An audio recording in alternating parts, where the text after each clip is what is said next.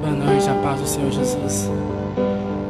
Que nesse exato momento nós vamos começar uma live e eu espero que você seja impactado por essa live. Deixa o Espírito Santo de Deus te envolver através dessa live e que nesse exato momento você seja tocado pela presença dEle. Que através dessa live compartilha para que o Espírito Santo de Deus não possa se envolver somente com você, mas com cada um que vai estar assistindo essa live. Estamos aqui com o nosso presbítero Gilmar, pastor Fernando, está aqui com o Jefferson também tocando teclado.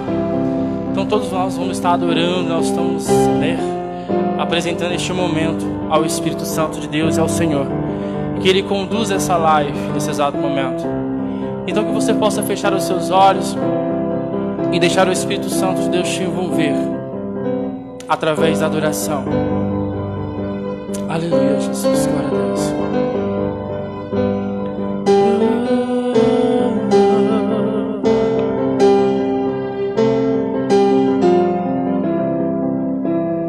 Mesmo sendo assim, pobre pecador, Deus me ama.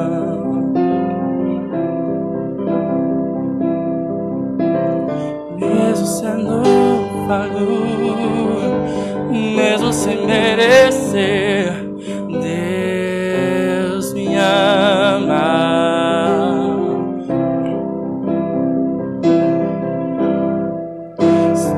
Se estou forte, se eu estou de pé, Deus me ama.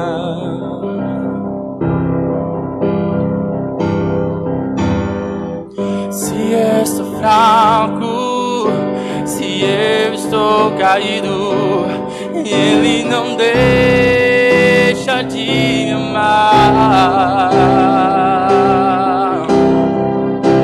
Sem o seu amor, sem o seu perdão, o que seria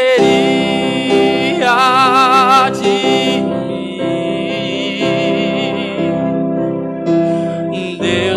Amou tanto e entregou seu filho pra morrer, e esse Deus em nosso lugar. Deus me ama e o seu amor é tão grande, incondicional. Deus me ama e Ele está sempre de braços abertos pra mim.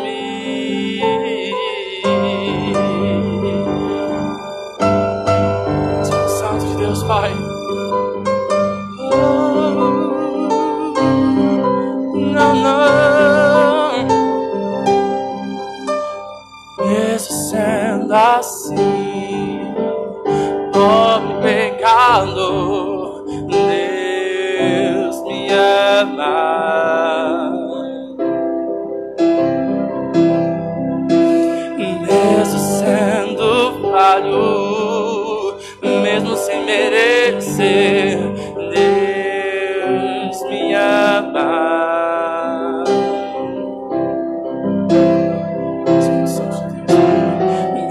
Sendo forte, mesmo sem merecer, Deus me ama.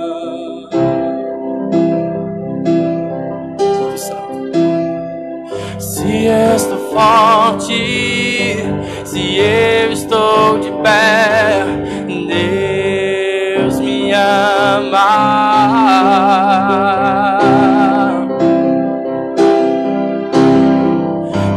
Estou fraco, se eu estou caído, Ele não deixa, Ele não deixa, Ele não deixa de amar. Sem o seu amor,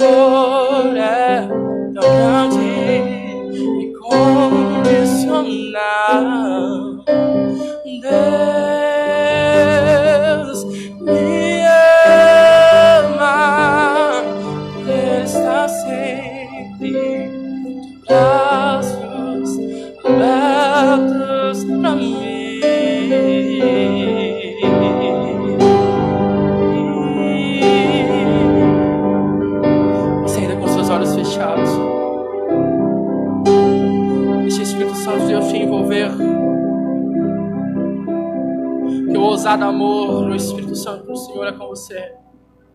O amor dele é incondicional com você. O amor dele é incondicional com todos nós. Então deixa o Espírito Santo de Deus falar com você. Aleluia.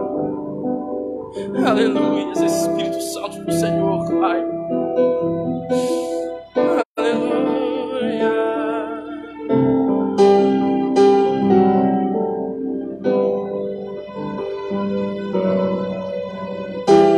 Antes de eu falar, tu cantavas sobre mim.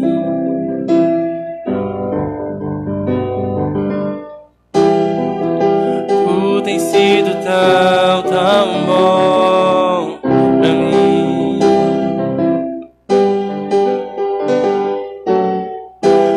Antes de eu respirar, sopraste tua vida em mim.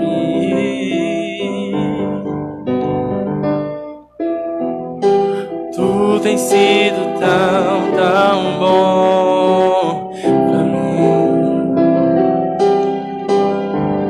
Espírito Santo de Deus, Pai, que você possa entender que o amor dele é incondicional. Aleluia, Pai.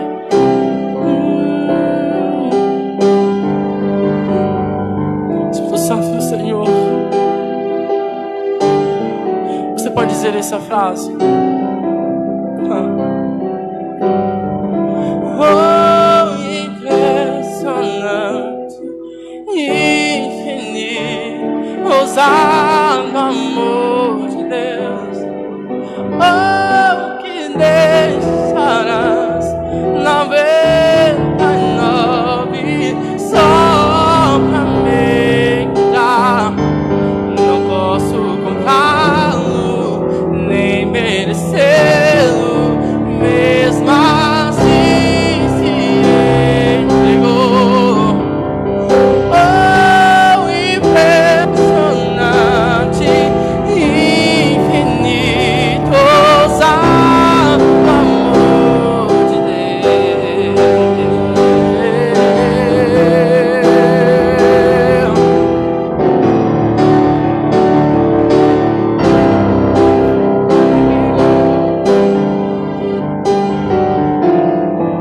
inimigo eu fui, mas teu amor lutou por mim.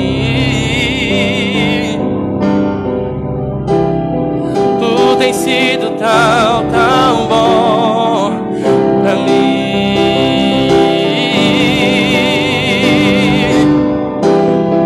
Não tinha valor, mas tudo pagou por mim.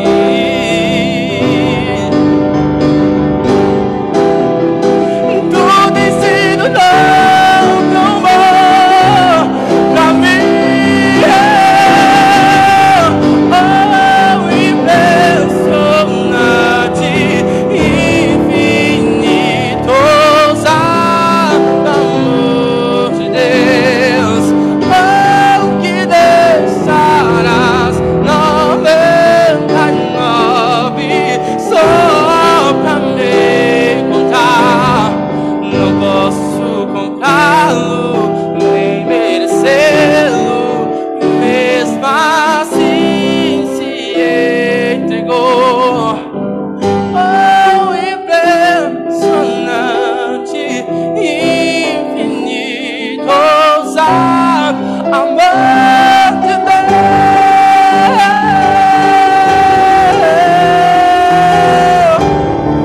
Espírito Santo do Senhor, Pai. Aleluia. Esse Espírito Santo de Deus te envolver.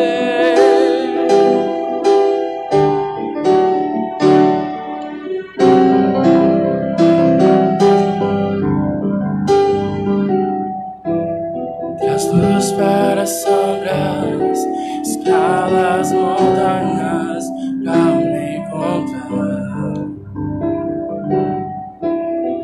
Derruba a muralha, destrói as mentiras pra me encontrar. Traz luz para as sombras, escala as montanhas pra me encontrar.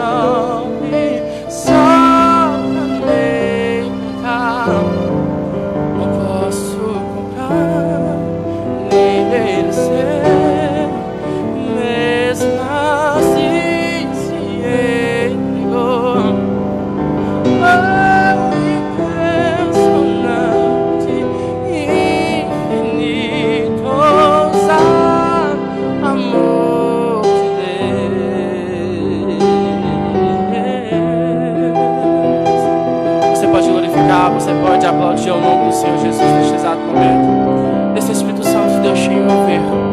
Aplaude o nome do Senhor Jesus. Aleluia.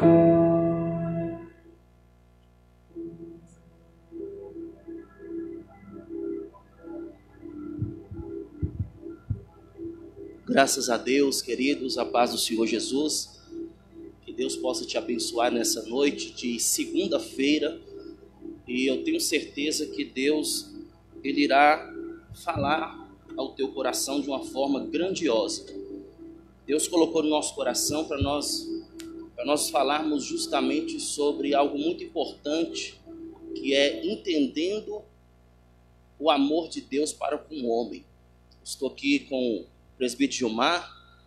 O presbítero Gilmar, ele é professor de teologia, um homem que Deus tem separado na área do ensino, e foi muito importante a presença dele aqui conosco, e algo que vai abrir a sua mente e trazer um entendimento sobre o verdadeiro amor de Deus para conosco, em nome de Jesus. Amém, pastor Gilmar? Paz do Senhor Jesus. Amém, paz do Senhor, pastor Fernando, paz do Senhor a todos que estão nos acompanhando nessa live.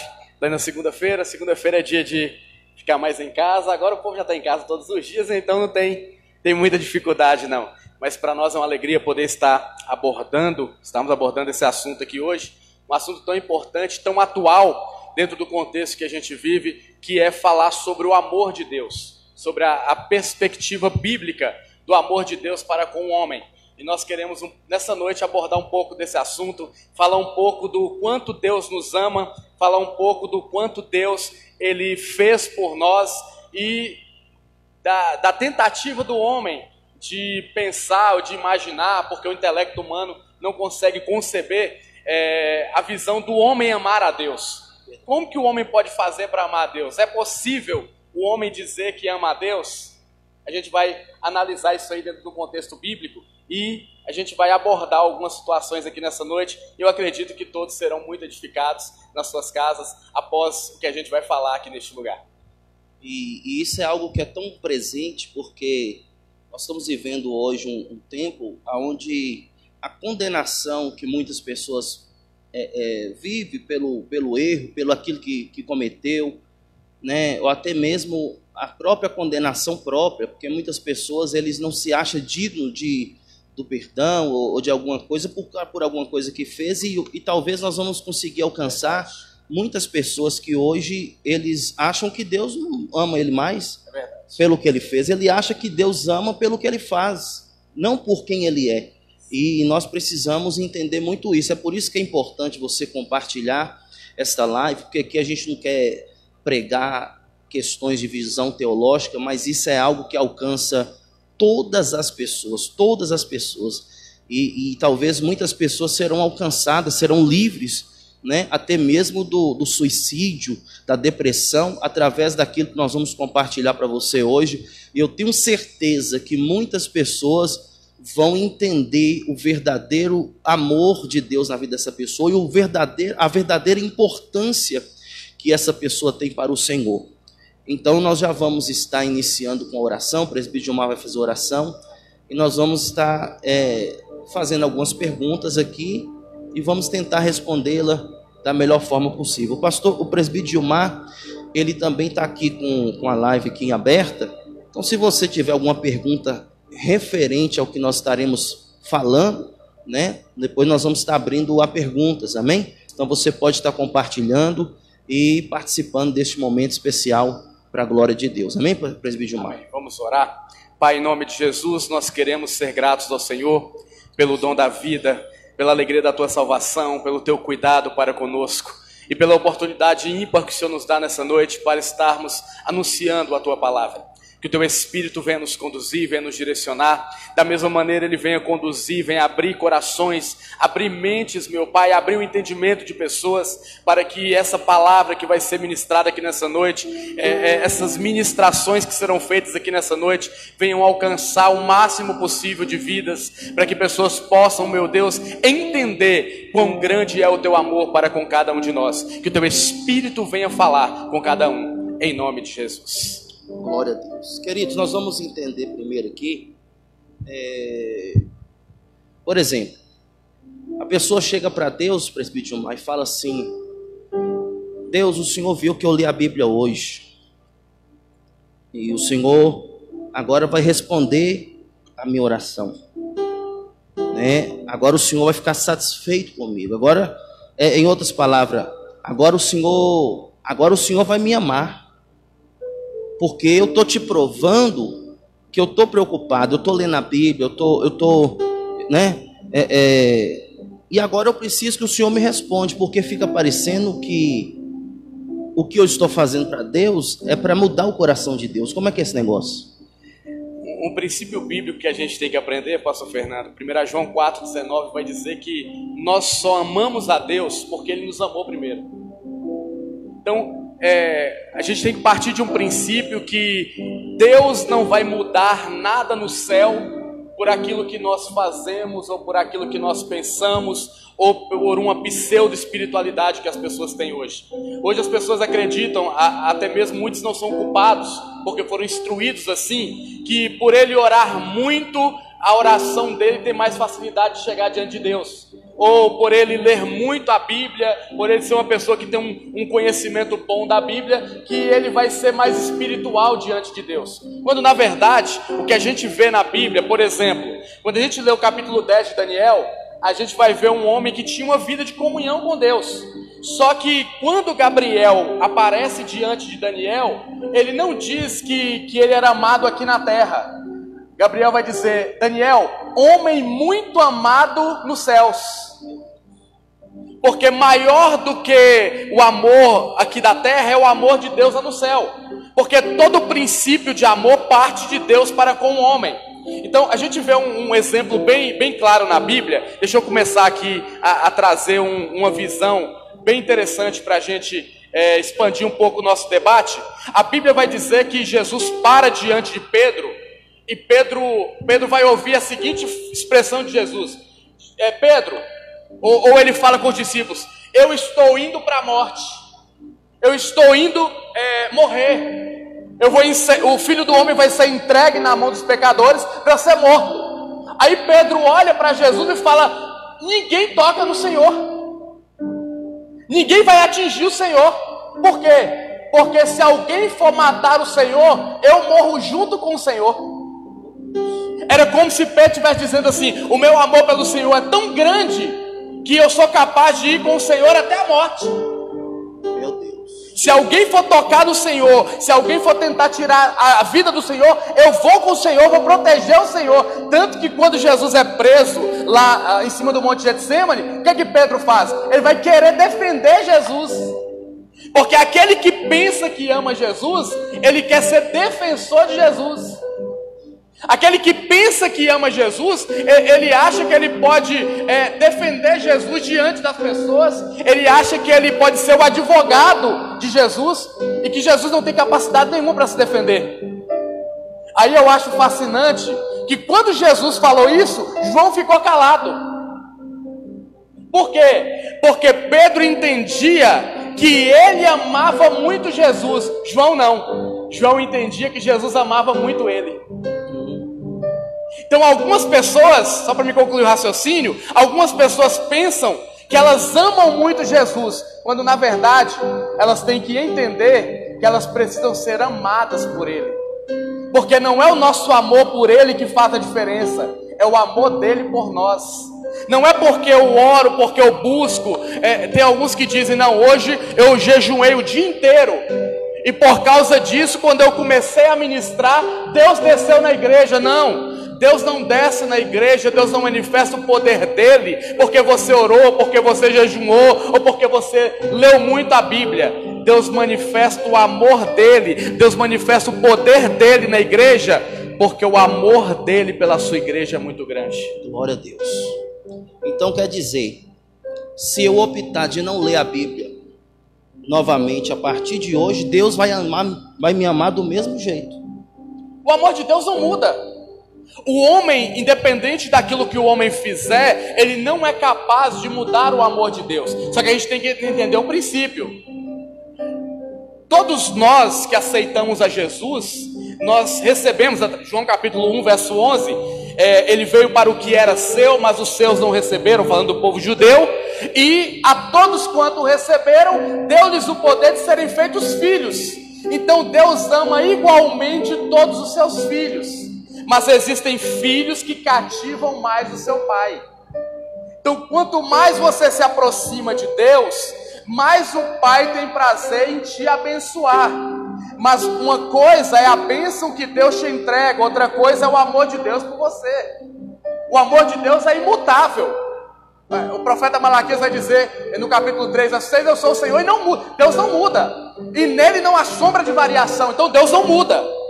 O homem com a sua oração não tem poder de mudar o céu.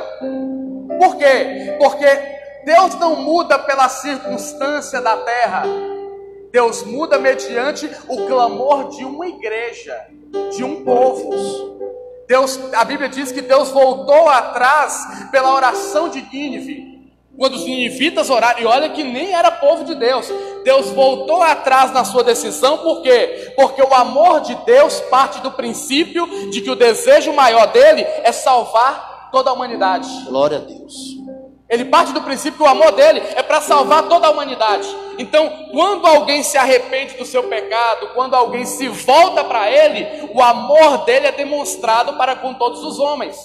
Mas aquilo que o homem faz, espiritualmente falando, aquilo que o homem faz, não vai alterar nada no decreto de Deus, não vai mudar nada na sentença de Deus, quanto ao seu amor pelo homem.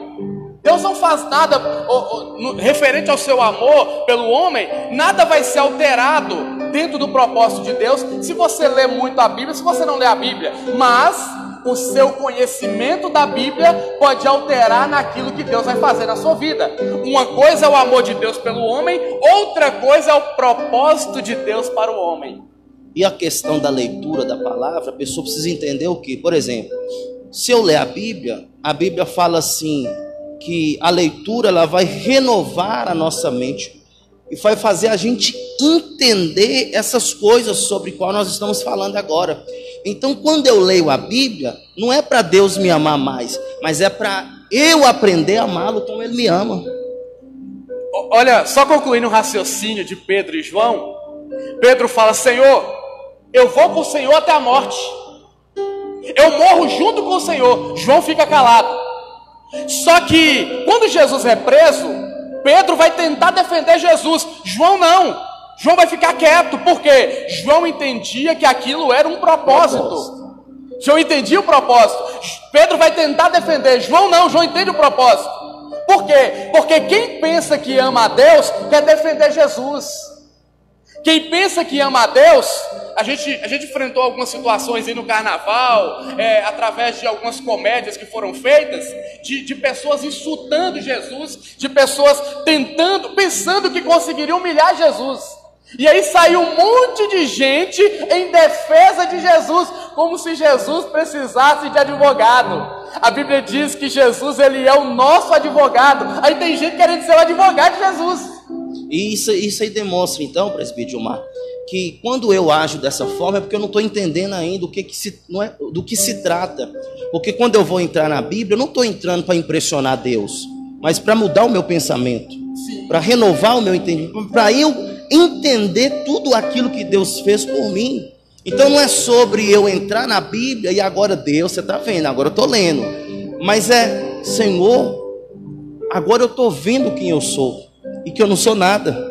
Então quando eu entendo isso e quando eu compreendo, as coisas começam a mudar. Então por que tem muitas pessoas que falam, Deus não me ama? Na verdade é porque ele não ama a Deus.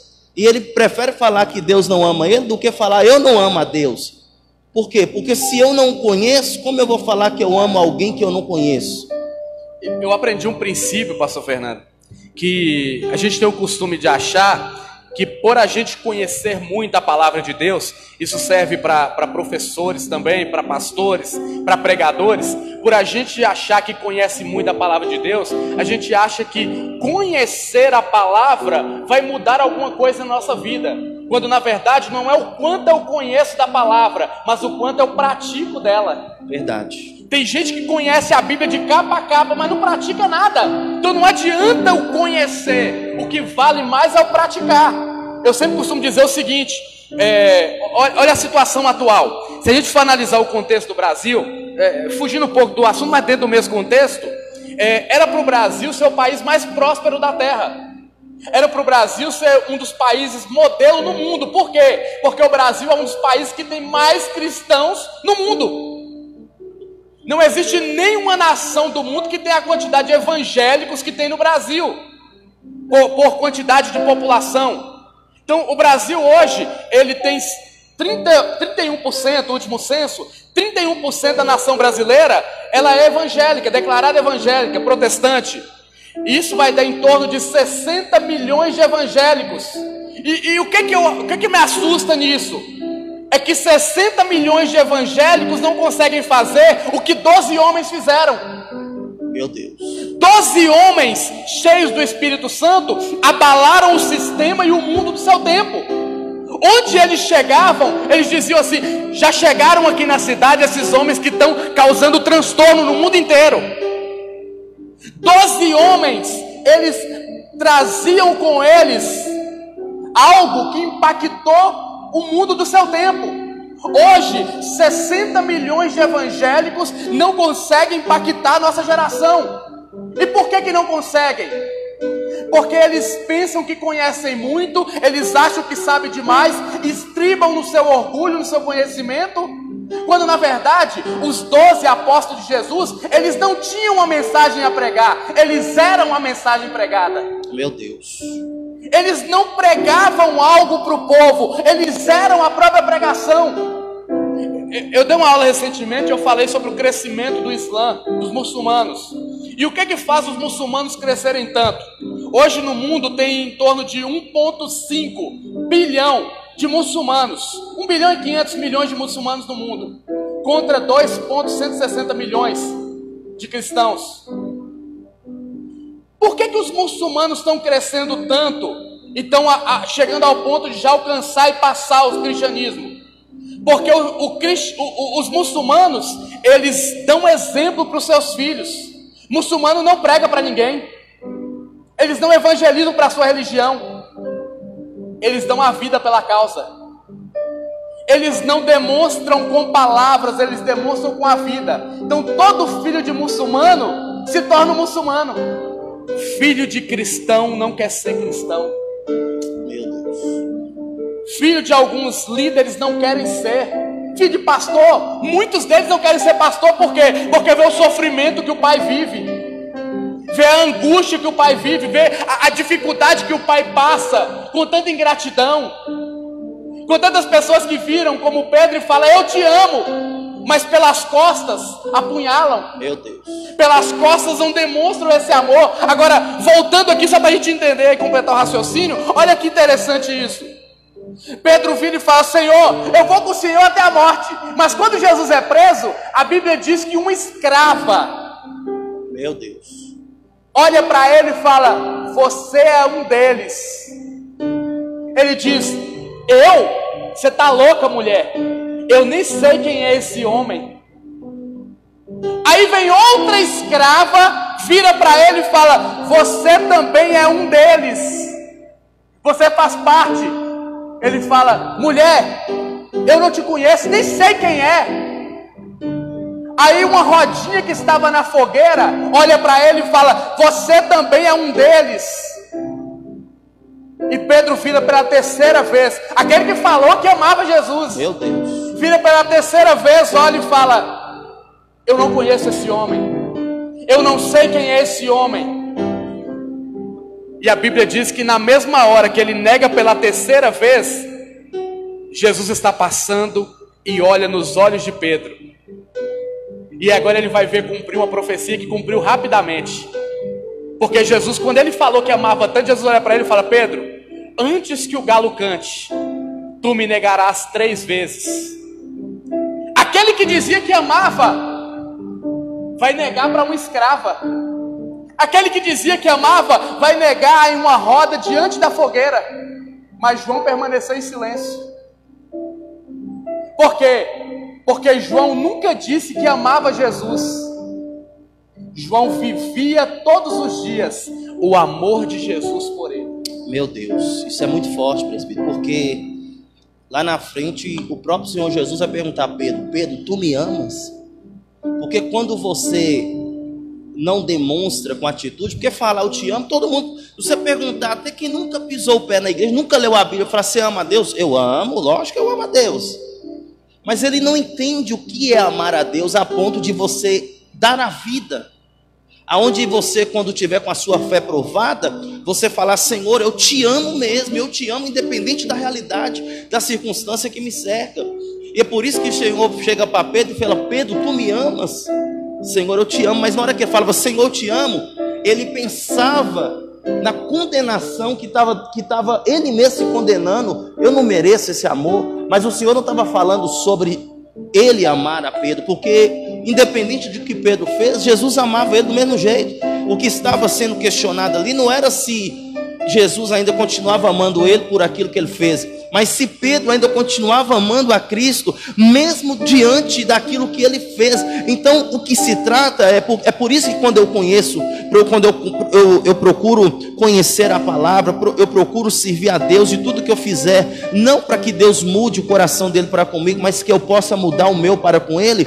Eu vou entender que mesmo quando eu estiver diante de um erro, de uma falha, eu consigo ainda me reerguer e entender que eu consigo amar ele ainda, e aquela situação não vai me definir. O problema é que tem muitas pessoas, pastor, presbítero, que está indo para a igreja por causa do medo. Talvez porque antigamente falava-se muito, né? Se você não for para a igreja, Deus não vai te abençoar, Deus não vai fazer isso, Deus não vai fazer. Aí as pessoas, elas ficam assim: se você não for para a igreja, você vai para o inferno. E as pessoas ficam com medo, e vai por causa do medo, não por causa do amor. Está fazendo certo, que é buscar a Deus, mas com a intenção errada. Propósito errado. Por quê? O coração não está nele, está Mas não esquece de Pedro, não. Fala também com Pedro. Fala com eles que eu ressuscitei, reúne eles, mas não esquece de Pedro, não. Por quê? Porque o amor de Jesus, ele é grande para com aqueles que permanecem, mas Jesus não rejeita aquele que abandonou ele. Jesus não rejeitou Pedro pela atitude dele de ter negado ele. Aliás, um fato interessante é que Pedro nega Jesus diante da fogueira. Quando Jesus vai encontrar com Pedro lá na praia, o que Jesus vai colocar na beira da praia? Uma fogueira. Ele vai recriar o momento da decepção de Pedro. Meu Deus do céu. Ele recria a situação toda. Quando Pedro chega, ele está no barco, ele ouve a voz, João reconhece, e João diz: Pedro, é ele, eu conheço essa voz. A Bíblia diz que Pedro tira a sua túnica, pula no mar, ele vai nadar quase 1 quilômetro para se encontrar com Jesus. Tamanha alegria de saber que Jesus tinha ressuscitado e que Jesus estava ali por causa dele. Agora Jesus vai se deparar com ele e vai fazer 3 perguntas para ele. Aliás, quando a gente olha esse texto no grego, ele melhora o nosso entendimento. Por quê? Jesus vira para Pedro pela primeira vez e fala: Pedro, tu me amas? Aí Pedro vira e fala: Jesus, eu te amo, tu sabes que eu te amo. Pela segunda vez Jesus pergunta: Pedro, tu me amas? Ele diz: Senhor, eu te amo. Pela terceira vez Jesus vira e fala: Pedro, tu me amas? E Pedro entristece, abaixa a cabeça e fala: Jesus, tu sabes de todas as coisas, tu sabes que eu te amo. Quando a gente lê o texto no português, parece que foi tudo igual. Mas quando a gente lê o texto no grego, a cultura grega vai ter 3 tipos diferentes de amor, pelo menos 3. O amor ágape, o amor eros e o amor filos. Na primeira vez Jesus pergunta para Pedro: Pedro, tu me ama com amor ágape? Com amor de Deus, do homem para com Deus? E Pedro fala: Senhor, eu te amo com amor filos. Pela segunda vez Jesus fala: Pedro, tu me ama com amor ágape? Tu me reconhece como Senhor da sua vida? Pedro fala: Senhor, eu gosto de ti. Aí a terceira vez Jesus desce o nível para o nível de Pedro. Jesus vira e fala: Pedro, você gosta de mim? Aí Pedro vira e fala: Senhor. Ele abaixa a cabeça, se entristece e diz: Senhor, tu sabes de todas as coisas, tu sabes que eu gosto de ti. Por que Pedro não vai dizer que amava Jesus? Meu Deus. Porque só consegue amar Jesus quem entende que Jesus amou ele primeiro. Meu Deus do céu. Só consegue demonstrar esse amor por Jesus como o Senhor da sua vida aquele que entendeu o preço que Jesus pagou por ele. Logo eu entendo que a salvação do homem não é pelo que o homem faz. A salvação que nos alcançou é pelo que Cristo fez. É graça. Não é pelo que você faz, não é o sacrifício que você faz.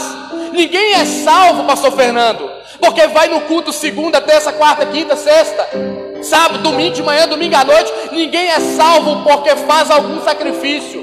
Nós só somos salvos porque Jesus fez o sacrifício. Ele que pagou o preço. E contextualizando, para me voltar a palavra para o Senhor aqui, contextualizando, quando a gente começa a entender o amor de Deus para conosco, a gente começa a parar com essa concepção que a gente tem, já muito antiga, que já vem desde o começo da igreja, desde da perseguição, da época da Inquisição, de que Deus é um Deus vingativo, de que Deus é um velho de barba branca que está sentado no trono e que está lá em cima punindo toda a humanidade, e de que Deus quer que a gente sirva a Ele por medo do inferno, porque o inferno é um lugar terrível, o inferno é um lugar onde há choro, ranger de dente, o inferno é um lugar de angústia, quando na verdade Deus não quer que nós o sirvamos com medo do inferno, mas Deus quer que nós venhamos servi-lo, porque nós queremos, ansiamos, desejamos o céu. Meu Deus do céu. Davi pecou e a única coisa que ele pediu a Deus para não tirar dele era a presença. Tem uma palavra aqui que eu amo. Tem um comentarista dos Salmos que ele vai comentar o Salmo 51 e ele vai expressar algo que eu nunca ouvi na oração de Davi. Porque Davi vira para Deus e fala: Senhor, cria em mim, ó Deus, um coração puro. A palavra ali, cria, é bará. É a mesma palavra que Deus usou em Gênesis 1:1. No início da criação, Bereshit bara Elohim. No princípio criou Deus. Bará é só usado para Deus. Davi está dizendo assim: Senhor, eu pequei contra ti, a partir do verso 1, ao ponto do meu coração estar tão podre, de não ter nada que presta dentro dele. O meu coração está tão cheio, está tão contaminado, que não tem nada que presta dentro dele. E ele vira e fala: Senhor, por favor, arranca meu coração e cria um coração novo dentro de mim, porque só o Senhor é capaz de criar um coração novo dentro do homem. É por isso que o homem, quando passa pelo batismo, que ele morre e ressuscita com Cristo, ele vai nascer de novo, porque nascer de novo é ter um novo coração, é ter um novo espírito, é ter uma vida nova, uma vida totalmente transformada pelo poder do Espírito Santo. Davi vai dizer: Senhor, cria dentro de mim um novo coração, para que eu possa entender o quanto o Senhor me ama. Davi entendia, meu Deus, que não era o quanto ele amava a Deus. Por isso que o Salmo 23 ele começa dizendo assim: o Senhor é o meu pastor e o Senhor nunca me faltará. Isso é dependência. Quando nós entendemos que não é o quanto nós amamos a Deus, mas o quanto Deus nos ama, nós começamos a entender que nós precisamos depender de Deus em tudo que nós fizermos. Glória. Tudo está associado. Quando é que o pastor de uma igreja ele se torna segundo o coração de Deus? Quando ele entende que tudo que ele faz não é porque ele é bom, não é porque ele é capaz, não é porque ele tem um certo domínio sobre aquilo que ele está fazendo, mas o pastor se torna segundo o coração de Deus quando ele entende que ele precisa depender de Deus o tempo todo. Deus, ele olhou para aquela família de Jessé e Deus não olhou para a aparência. Deus não olhou para a capacidade de poder saber manusear uma espada. de saber ser um guerreiro de linha de frente para poder vencer os seus inimigos, o Senhor, Ele não preocupava com essas coisas, porque não é nós que fazemos. Mas se Deus não tem o coração daquela pessoa, você pode ser o mais bem preparado de todos. Você pode ter os dons, você pode ter tudo, e talvez não ter Ele. Então o que se trata aqui não é o quanto eu sou bom, mas é o quanto Ele tem sido fiel. Então, outra pergunta que eu quero fazer para o Senhor é: eu preciso, por exemplo, eu preciso ser mais santo para Deus me amar mais? Quando a gente entende o que é santidade, a palavra santidade significa separação. Uma pessoa santa é uma pessoa separada. Na verdade, o princípio de Deus para o homem é que o homem seja santo como ele é santo. É o que João nos ensina: sede santos como é santo o vosso Pai que está no céu. Então, o propósito de Deus para o homem é que o homem alcance um padrão de santidade. Só que o homem só consegue alcançar um padrão de santidade se tiver dentro dele o Espírito que é santo. Porque o que torna o homem santo é ter o Espírito Santo dentro dele.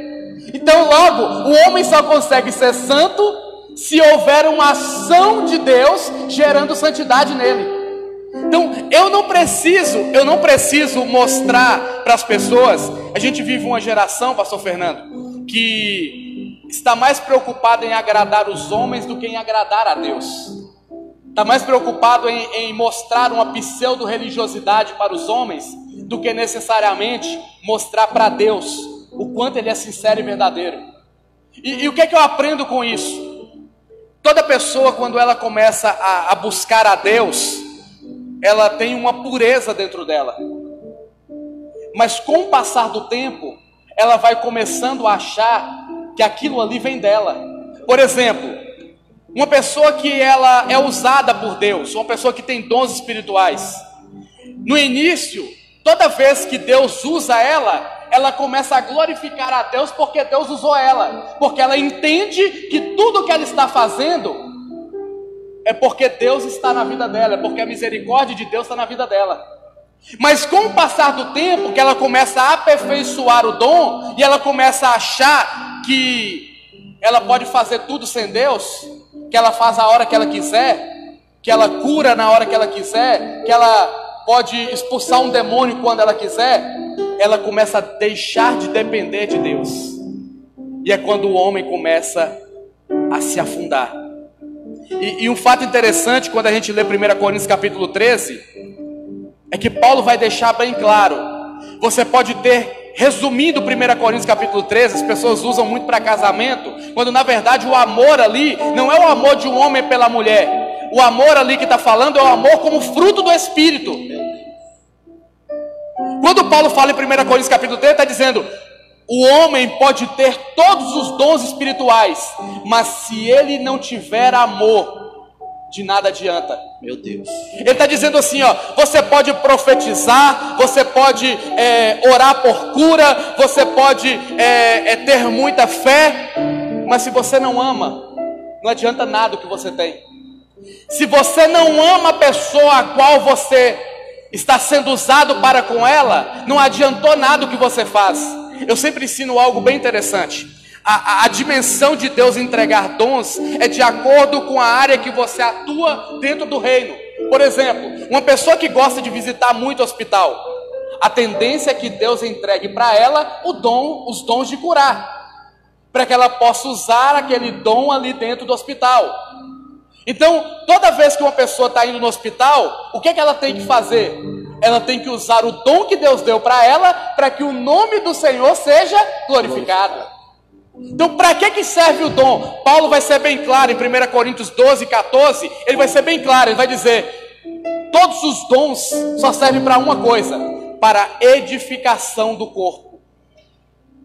Todos os dons só servem para que a igreja seja edificada. Quando você começa a usar os dons do Espírito para ganhar fama, para que as pessoas te reconheçam, para que as pessoas comecem a falar que você é bom, que você é o cara, que você é muito usado, que você faz e acontece, você está saindo do propósito de Deus.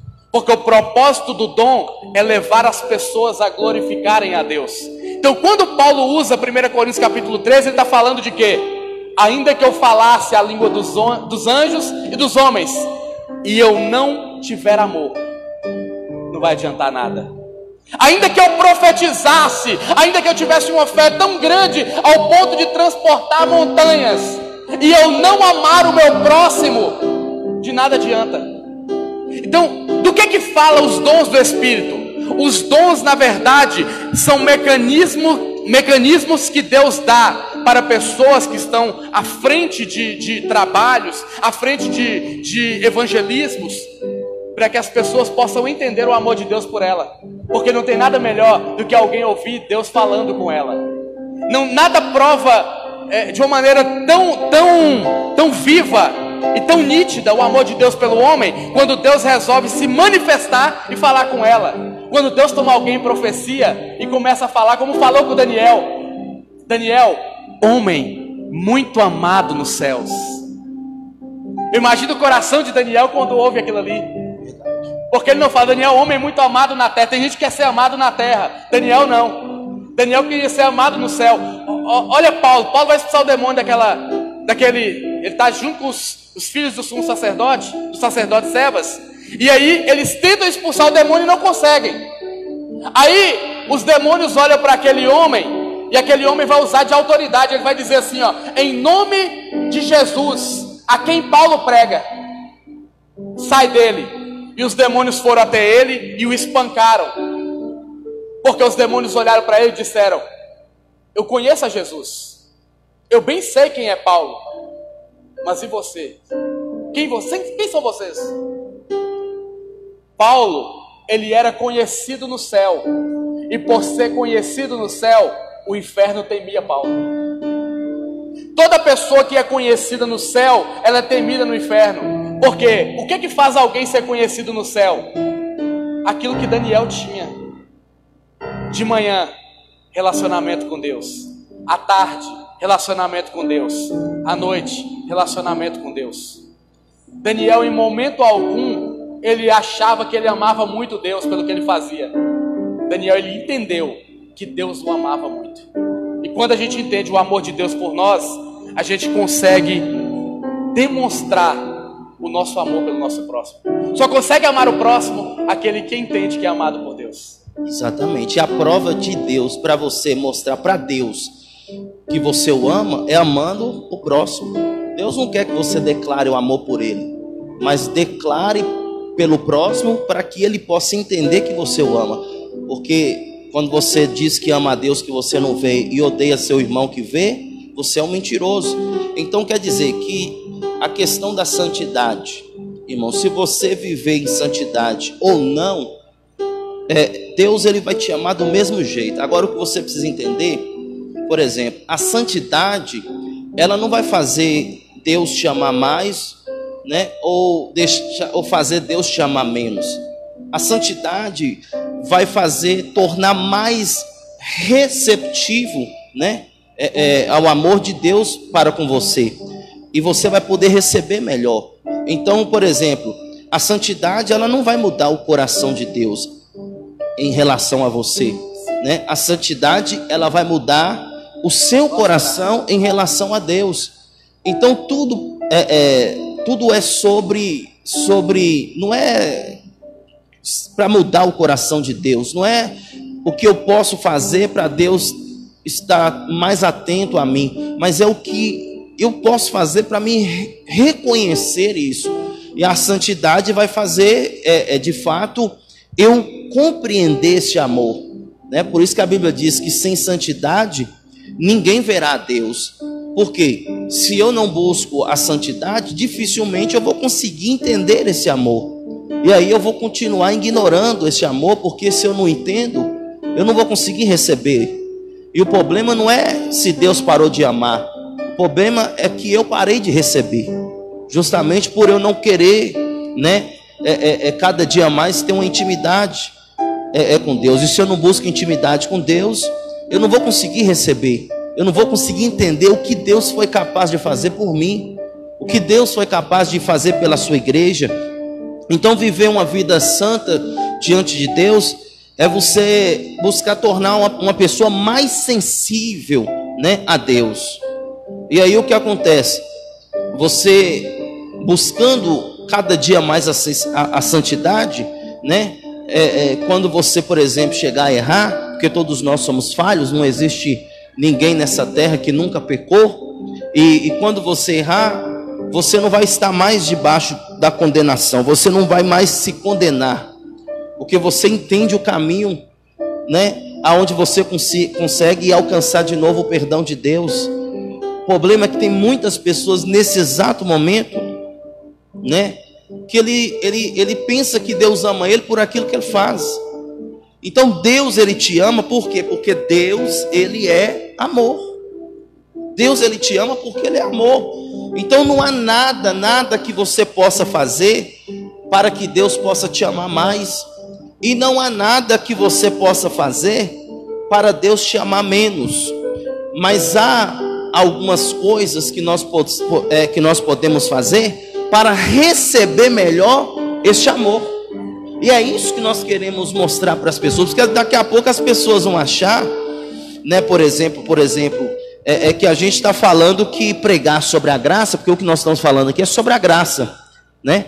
Pregar sobre a graça vai liberar as pessoas para pecar, entendeu? Então a graça não te libera para pecar, a graça te liberta do pecado. Então nós precisamos entender isso, porque existe muitas pessoas agora que elas estão vivendo em condenação, justamente porque talvez ouviu falar, se você não estiver seguindo assim assado, Deus não vai te amar. Verdade. E as pessoas precisam entender que Deus nunca vai deixar de te amar. Não quer dizer que o amor dele te isenta de algumas coisas. Então você precisa entender que existem algumas coisas que você precisa fazer para receber melhor o amor de Deus, não para mudar o coração de Deus, não para fazer Deus te amar mais, mas para que você possa de alguma forma receber melhor. Então, antes de nós convertermos, talvez nós não teríamos noção, nós não tínhamos noções de como Deus nos amava, de como Deus nos amou. E aí, quando a gente começa a conhecê-lo, começa a procurar a questão de conhecer a sua palavra, a gente começa a perceber, né, o quão falho nós somos e o quão misericordioso Deus foi para conosco. Então se trata não de eu fazer alguma coisa, nossa, eu orei muito ali hoje, eu sei que Deus vai fazer, e a gente fica achando que é porque a gente fez alguma coisa que Deus agora vai começar a mudar. E não é sobre isso, é sobre nós, é sobre mudar o nosso coração. Talvez essa coisa que está acontecendo agora, presbítero Gilmar, talvez talvez não, certamente Deus está querendo um arrependimento, Deus está querendo uma mudança no nosso coração, porque Deus, ele nunca vai mudar, ele não é homem para que minta, ele não é filho do homem para que se arrependa, o que ele falou, ele é fiel para cumprir. Agora o nosso coração tem mudado, e a gente tem dado mais atenção ao que Deus nos deu, que é os seus talentos, os seus presentes, do que aquilo que ele é. Agora a preocupação você está aqui por causa minha ou por causa do que eu tenho para fazer? E isso muda tudo, porque se eu estou aqui por causa dele, realmente eu estou aqui dizendo, Senhor, mesmo que eu não tenha nada, o Senhor é Deus na minha vida e eu te amo por causa disso. Mas Senhor, se o Senhor não fizer, fica aquela questão. Então é por isso que Deus está conhecendo realmente quem são os dele. É por isso que quando Deus leva o povo no deserto, Deus queria saber o que estava no coração deles. O que está no teu coração vai revelar quem é você. E essa situação agora, Deus está conhecendo quem somos nós. Por quê? Porque dizer que nós amamos a Deus é fácil. Agora um este amor é que é difícil. Eu ouvi uma história essa semana, pastor Fernando, que eu achei bem interessante. Um jovem, 12 anos, ele teve câncer, e aí uma igreja começou a orar, muitos pastores orando, líderes orando por aquele jovem de 12 anos com câncer. Foi uma batalha, oraram para Deus curar ele. Só que Deus não curou. Deus levou aquele jovem. E aí chegou a notícia para o pastor dele que ele tinha falecido. E quando ligaram, ele foi deslocou até o lugar onde seria o velório. Ele voou para outra cidade para chegar até onde ele estava. E dentro do avião ele estava pensando, mas por que Deus não curou aquele jovem? Seria algo tão simples para Deus poder curar aquele jovem. Por que Deus não curou ele? E aí ele tinha que chegar no velório para dar uma palavra no velório. E o que ele ia falar? Porque na concepção da maioria das pessoas, Deus é um Deus mau. Porque Deus levou aquele jovem. Deus podia ter curado ele, mas Deus levou aquele jovem. Então, na concepção da maioria das pessoas que estavam ali, Deus é um Deus mau. E ele foi orando e pensando, Deus, o que eu vou falar para aquele povo? E quando ele entrou no carro para poder deslocar até onde estava sendo o velório, uma irmã da igreja ligou para ele e disse para ele: pastor, meu filho acabou de nascer. Ele é perfeito, pastor. Ele é saudável. E na hora que aquele pastor se emocionou, começou a se alegrar naquele momento, porque na mesma hora ele falou: eu já tenho a mensagem que eu vou pregar. Eu já tenho a mensagem a pregar. E quando ele chegou naquele velório, a mensagem que ele pregou foi: o ser humano hoje, ele é tão orgulhoso que ele condicionou o amor de Deus à situação que ele vive. Se ele está bem, Deus é bom.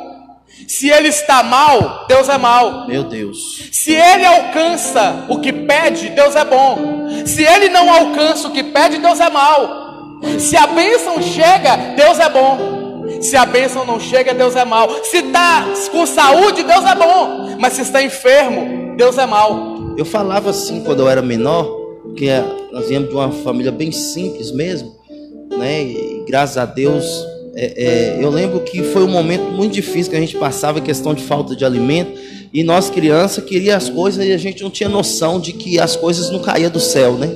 Tinha um trabalho, tinha as coisas para poder colocar dentro de casa, e a gente não queria saber o que ia fazer para colocar o botijão dentro de casa, fazer a feira, tudo. E aí o que acontece, eu ficava falando assim: ah, minha mãe não gosta de mim não. Ah, ela não gosta não de mim não me dá o iogurte que eu queria, né? Ou às vezes eu queria ir em algum lugar, ela não deixava eu ir. Porque a mãe boa é aquela que faz o desejo do seu filho. O pai bom é aquele que dá tudo que o filho pede. Exatamente. E nós estamos vivendo nessa geração que justamente os pais estão tendo que fazer tudo que o filho pede. Mas o que está acontecendo? Eles estão destruindo a sua geração. Porque o amor de Deus, ele é tão grande que ele fala assim: Deus corrige quem ama. Olha para você ver que a correção está ligada ao amor. Sim. Então, se eu deixo o filho na forma, vivendo a vida do jeito que ele quer, demonstra, não é que eu amo, mas é que eu não importo com ele. Mas olha para você ver, e aí eu ficava pensando: ah, Deus não me ama não. E se Deus me amasse, né? Ou minha mãe não me ama não. Se minha mãe me amasse, ela me dava as coisas. E olha para você ver, aí depois vai passando, a maturidade vai vindo, e a gente vai perceber, nossa, o que minha mãe teve que passar para criar nós. Então isso é mais... Exatamente. Agora, olha que interessante. O pai que ama o seu filho de 15, 16 anos, dá um veículo para o seu filho? Lógico que não. Quando é que o pai vai dar um veículo para o seu filho, uma moto ou um carro para o seu filho? Quando ele criar maturidade. Mesmo que tudo que o pai tem, já é dele. E quando é que Deus vai entregar aquilo que o filho está pedindo? Quando o filho estiver preparado para receber o que Deus tem para ele. Exatamente. É por isso que o Senhor, eu acredito que Deus olha para a gente, porque existe o processo para tudo que Deus quer fazer, e Ele fica assim: talvez, meu filho, eu quero te entregar, mas você precisa estar preparado para isso. Então é uma preparação, é um processo. Por exemplo, o que nós estávamos falando, a questão que existe algumas coisas que nós podemos fazer para poder receber melhor o amor de Deus. Por exemplo, se eu retroceder, se eu não querer mais continuar caminhando com Deus, uma das coisas que eu vou perder é o quê? Eu vou perder minha intimidade com Deus. Agora, eu perder a minha intimidade com Deus não faz Deus parar de me amar. Você está entendendo aí? Para que as pessoas possam entender o que se trata. Quando o pai nega algo para o filho, não é que o pai não ama o filho. Quando o pai nega algo para o filho, é porque o filho ainda não está pronto para receber aquilo ali do pai. Uma situação que se criou durante muitos anos, isso aí acabou colocando muitos jovens, ou crianças na época, depois jovens, numa vida errada. Era o pai que chegava para o filho e falava: meu filho, se você passar de ano, eu vou te dar uma bicicleta. Se você passar de ano, eu te dou um videogame. Então esse pai condicionou o filho a só entregar algo para ele se ele fizesse algo para o pai. Quando na verdade, Deus ele não nos dá nada quando nós fazemos algo para ele. E eu acho fascinante o texto de João capítulo 3, verso 16. É que o texto diz assim: porque Deus amou o mundo de tal maneira que deu. Porque amor não é palavra, amor é atitude. E Deus deixa o exemplo. Deus vai mostrar para nós que amor não é o marido chegar para a esposa e falar: eu te amo. Não, é o marido chegar, dar uma caixa de bombom, dar um cartão de crédito para as mulheres ficarem felizes em casa, né? Dar um cartão de crédito e falar: eu te amo. Por quê? Porque o amor não pode ser com palavras, o amor tem que ser com atitude.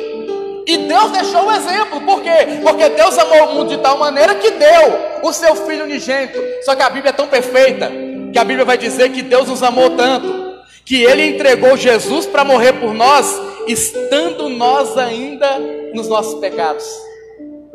Jesus morreu por nós, estando nós ainda em uma vida de erro. Só que, olha a perfeição da palavra de Deus. A maior oferta já dada em todos os tempos, quem entregou não foi homem, não foi a oferta de Davi. A maior oferta humana já feita foi a de Davi, para a construção do templo de Salomão. Mas a maior oferta de todos os tempos que foi entregue, foi dada por Deus, porque Deus deixou o exemplo. E para que Deus entregou a oferta? Para salvar a humanidade.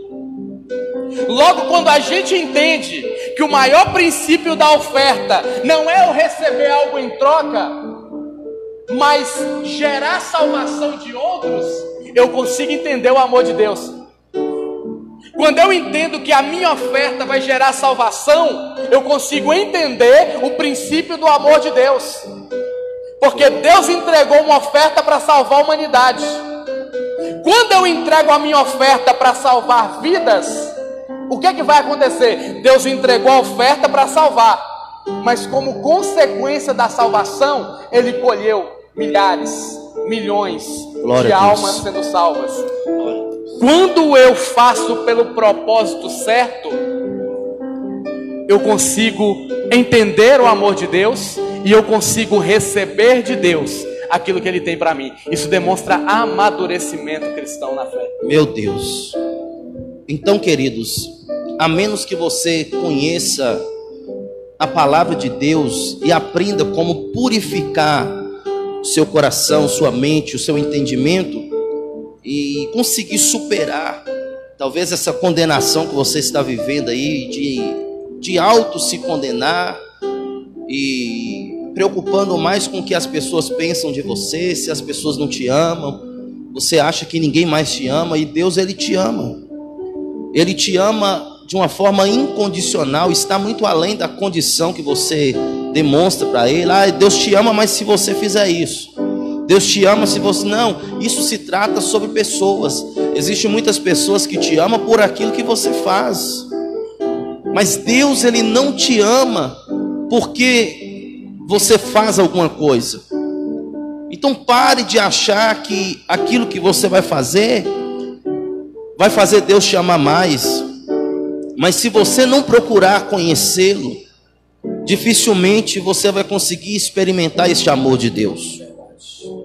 E você não pode questionar, porque às vezes de você não estar procurando conhecer a Deus e você achar que Deus parou de te amar. Na verdade, Deus nunca vai parar de te dar o seu amor, mas nós podemos parar de receber este amor. Então Deus, Ele te ama, irmãos, de qualquer maneira, entenda isso. Mas se você não está experimentando o amor de Deus, talvez seja porque você está vivendo sob condenação. E a condenação, quem está trazendo não é Deus, é você mesmo. É você mesmo que está se condenando, e o próprio Satanás, o próprio inimigo, dizendo para você: olha, ninguém te ama, ninguém importa com você. Sabe, você poderia tirar sua vida agora. Talvez essa dor vá embora. Quantas pessoas estão em depressão? Quantas pessoas estão agora, não conseguem viver, por quê? Porque eles viviam pelos status, vivia pela aparência. Agora ninguém está vendo ela, ninguém está vendo ele, está se isolado dentro da sua casa. Tem pessoas que já não estão suportando mais. Por quê? Porque ele quer que as pessoas continuem, declarando para ela pessoalmente que ela é importante, que ele é importante. E quando você não tiver mais ninguém que dê atenção para você, o que você vai fazer? Agora a pessoa vai ouvir pela primeira vez Deus falando o quanto ela é importante. Exatamente. Então talvez nesse silêncio, neste momento onde você está, os seus amigos, as pessoas que importam, com você, e isso não é só para quem está lá fora, mas até nós líderes, pastores, e servos de Deus, e toda a igreja em geral, para que você entenda quem realmente preocupa com você, que é Deus. Você precisa entender, irmãos, que vai chegar uma hora que não vai ter ninguém ao teu redor, mas Deus vai estar lá. Deus vai estar lá, e você precisa estar aprendendo, Tem pessoas que falam assim: pastor, o que eu vou fazer? Eu não estou no templo, eu não estou na igreja, eu não estou buscando, eu vou esfriar. Mas Jesus sempre falou: entra no teu quarto, fecha a tua porta e fala a Deus em secreto, porque o Deus que está em secreto, Ele te recompensará. Não tem nenhum versículo na Bíblia, pastor, mandando ir para o monte. Sempre manda ir para o quarto. Na verdade, um monte é um refúgio que a gente tem para orar, é um lugar que Jesus se refugiava sempre, que Ele queria ter um particular, um momento com Deus. Mas a ordenança de Jesus não foi para ir para o monte, não foi para ir para o templo. A principal oração do crente é no quarto. Por quê? Porque o monte passa, o templo passa, mas a comunhão individual que você adquire com Deus nunca vai passar. Então Jesus vai ensinar para a gente que o nosso maior relacionamento tem que ser direto entre nós e Deus. Por quê? Porque homens podem nos frustrar, pastores podem nos frustrar, e muita gente já se frustrou com líderes. Amigos te frustram, seus familiares, seus parentes podem te frustrar, mas Jesus nunca vai te frustrar, Ele nunca vai te decepcionar. Então a gente fica muito decepcionado com as pessoas, e é algo interessante, as pessoas se decepcionam, essa frase até teve muito efeito há um tempo atrás. As pessoas se decepcionam com todas as coisas, decepcionam com o emprego, decepcionam com família, com o namorado, nunca abandona eles, mas a pessoa decepciona com um líder, com um obreiro, e ela abandona Jesus. Verdade. O que tem a ver Jesus com a sua decepção? Nada. Mas elas são decepcionadas por pessoas e acabam abandonando Jesus. E quantas pessoas hoje, alguns devem estar ouvindo essa live, outros vão ouvir, que estão decepcionadas com pessoas, que se frustraram, que durante anos tentaram ajudar alguém e foi traído por essa pessoa, foi abandonado por essa pessoa, fez de tudo, a pessoa estava ali, até ajudava muito dentro do templo que ele congregava, fez muita coisa pela obra de Deus, só que ele não fazia para Deus, ele fazia para o homem. E aí quando o homem o decepcionou, ele abandonou Deus, mas deveria abandonar o homem, não Deus, porque Deus nunca vai nos decepcionar. Deus sempre Ele vai fazer aquilo que é melhor para nós, e a gente tem que entender isso. Muitos homens na Bíblia passaram por processos assim, que começaram a questionar Deus, a confrontar Deus e a querer entender o porquê que Deus fez aquilo. E a gente só vai conseguir entender isso quando a gente vê essas histórias e olha o final delas, porque você nunca vai conseguir dimensionar o amor de Deus olhando para o meio da vida de alguém. Você só vai conseguir dimensionar o amor de Deus quando você olha o final da vida dessa pessoa. Porque o começo foi triste, o meio é um processo de transformação, mas o final é onde a pessoa consegue chegar e dizer: realmente, tudo que aconteceu é porque Deus me ama. Tudo que eu passei foi Deus demonstrando o amor dele por mim. E eu só estou aqui hoje porque o amor de Deus por mim, ele é muito grande. Tem muita gente que está assistindo essa live que pode até estar passando um momento de crise, um momento de depressão. Hoje eu li na Bíblia, eu nunca tinha visto. Moisés virou para Deus e falou: Deus, me mata. Carregando um peso tão minha vida. Foi quando Deus foi lá e levantou 70 homens para ajudar ele.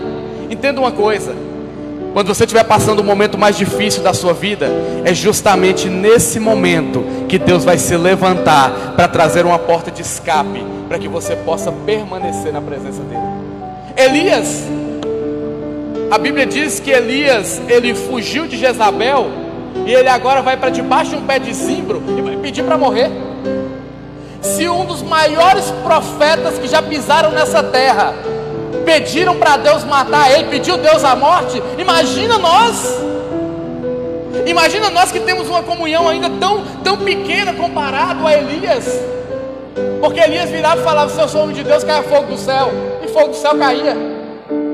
Se eu sou homem de Deus, caia fogo do céu e consuma esse fogo do céu caía. Olha a dimensão da intimidade que Elias tinha com Deus. Se Elias pediu a morte, se Elias entrou numa fase de depressão, entrando na caverna, e um fato interessante nesse texto que poucos observam, é que Deus não passou do lado de fora somente.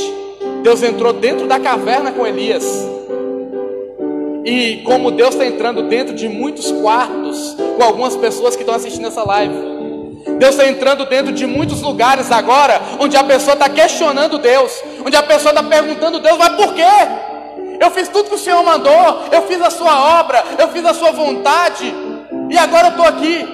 O texto diz assim: e Deus disse para Elias: que fazes aqui, Elias?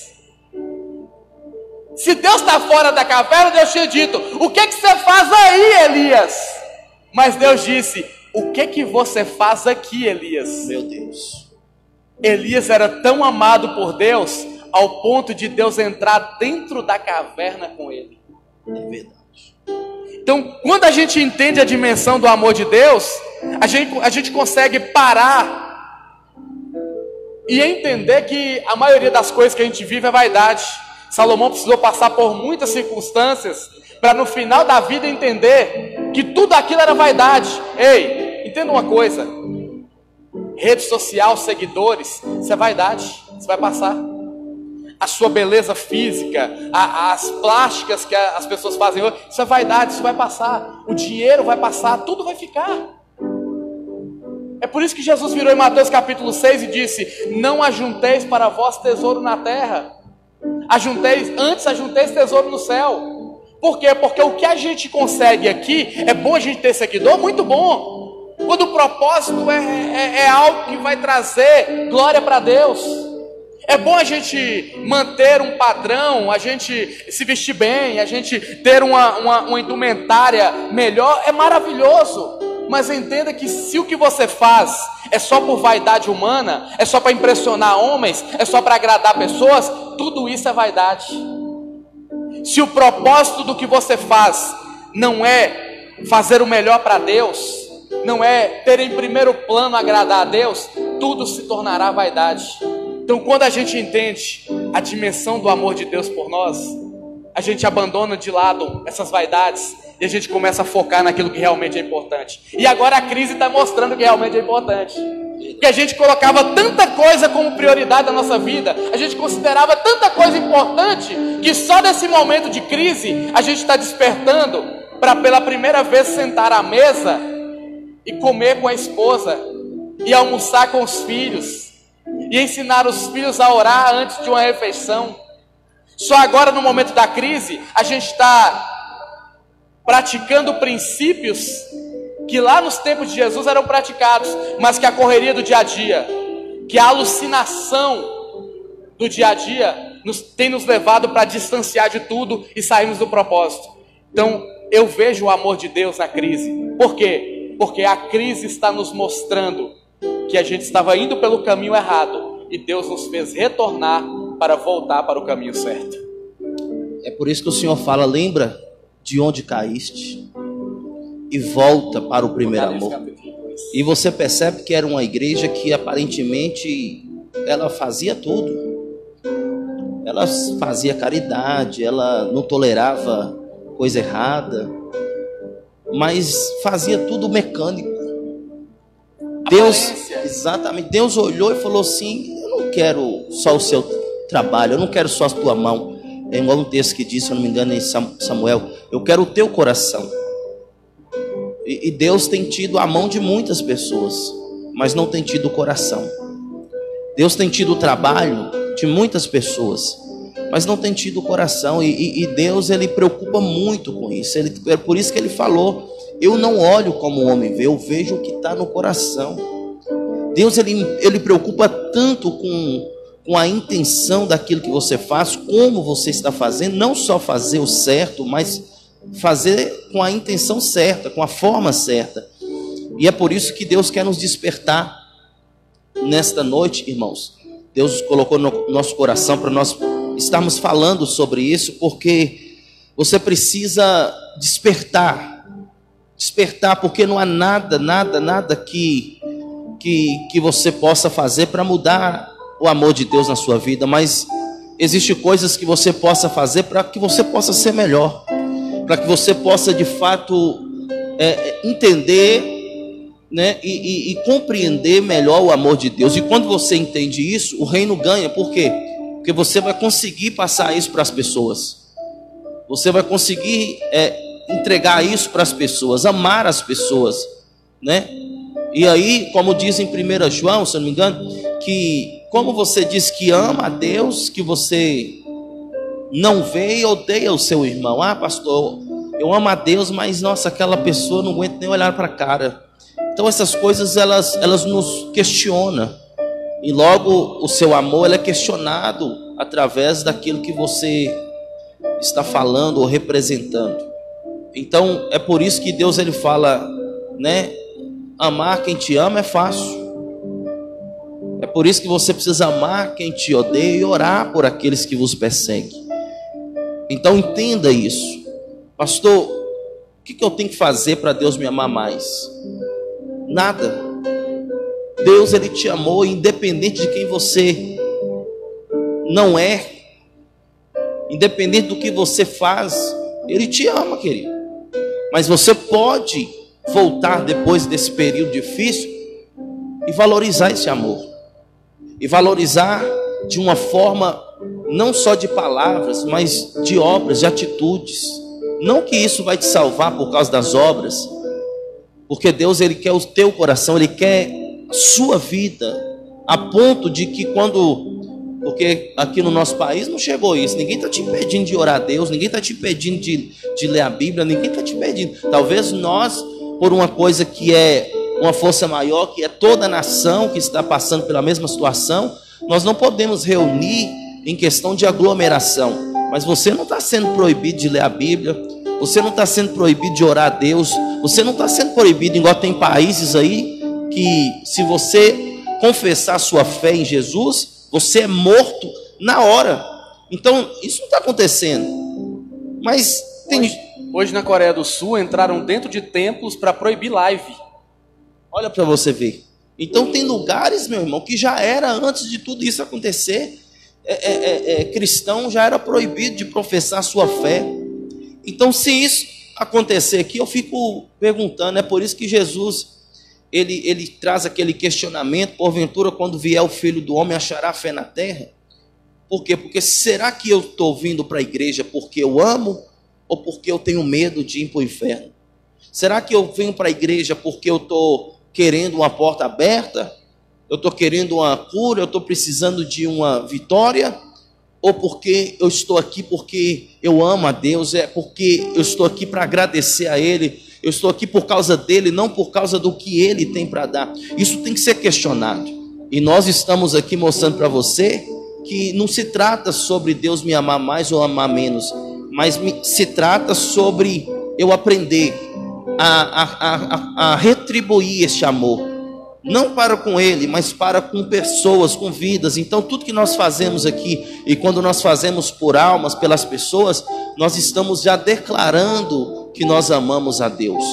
Então que você possa aprender e entender que Deus, ele te ama de uma forma incondicional, querido. Ele te ama. Você que está aí, você que está na sarjeta, você que está nas drogas, você que é uma prostituta, você que está no erro, no pecado, talvez todo mundo deixou de te amar porque você errou, mas Deus, Ele te ama, e ainda existe uma oportunidade de você mudar e ser uma pessoa melhor para a glória de Deus.